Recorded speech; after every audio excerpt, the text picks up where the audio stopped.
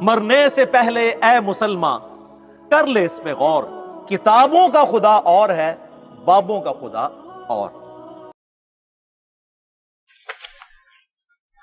Reference number 5، اور یہ ہے خطبہ نمبر 5۔ جب نبی صلی اللہ علیہ وآلہ وسلم کی وفات ہوئی اور سقیفہ بنی ساعدہ والا معاملہ ہوا، بہرحال وہ جو کچھ ہوا اس پہ تفصیلی میری ویڈیوز ریکارڈ ہے۔ الٹیمیٹلی حضرت ابوبکر صدیق رضی اللہ تعالیٰ عنہ کی بیعت ہو گئی۔ حضرت علی نے پہلے 6 مہینے بیعت نہیں کی تھی، بخاری مسلم میں تفصیل سے آتا ہے، بعد میں کر دی۔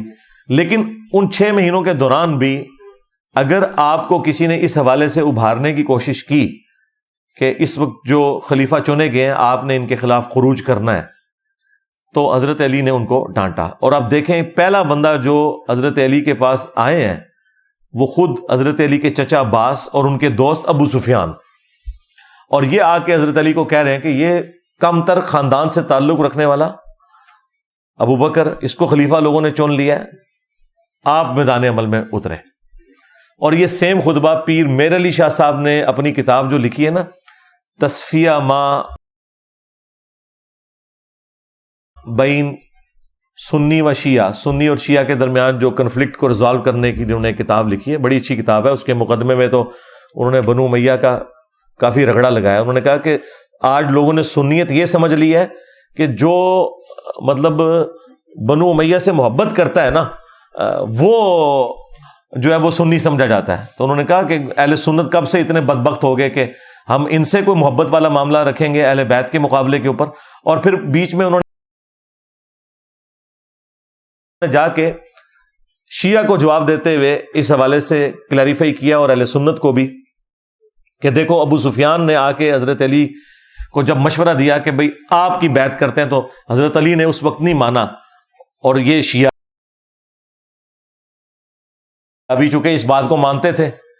تو پھر اگر حضرت علی نے امت کی جمعیت کی خاطر حضرت ابوبکر صدیق رضی اللہ تعالیٰ عنہ کے خلاف کوئی اس طرح کا اقدام نہیں کیا، تو سرکار پھر اجد شیعہ شاہی کوئی نہیں کہ وہ حضرت علی کا کوئی مقدمہ لڑنے کی کوشش کریں۔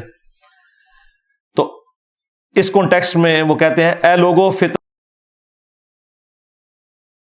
و فساد کی موجوں کو نجات کی کشتیوں سے چیر کر اپنے آپ کو نکال لو، تفرقہ اور انتشار کی راہوں سے اپنا رخ موڑ لو، فخر اور مباحات کے تاج اتار ڈالو۔ صحیح طریقہ عمل اختیار کرنے میں کامیاب وہ ہے جو اٹھے تو پر اور بال کے ساتھ اٹھے، اور نہیں تو اقتدار کی کرسی دوسروں کے لیے چھوڑ دے، اور اس طرح خلق خدا کو بد امنی سے راحت میں رکھے۔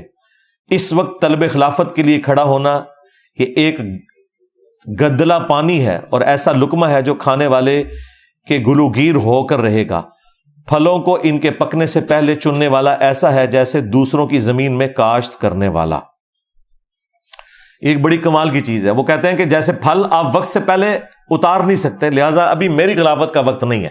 اور پھر جب مولا علی کو خود نبی اسلام نے یہ بتا دیا تھا کہ آپ نے میرے بہاف کے اوپر مسلمانوں کے اوپر تلوار اٹھانی ہے جب وہ پولیٹیکلی باغی ہوں گے، یہ دین سے باغی نہیں، پولیٹیکلی باغی، تو ظاہر ہے وہ جنگ جمل صفین اور نروان تو چوتھے خلیفہ کی باری میں ہی آنا تھا نا، تو مولا علی نے چوتھے خلیفہ ہی ہونا تھا۔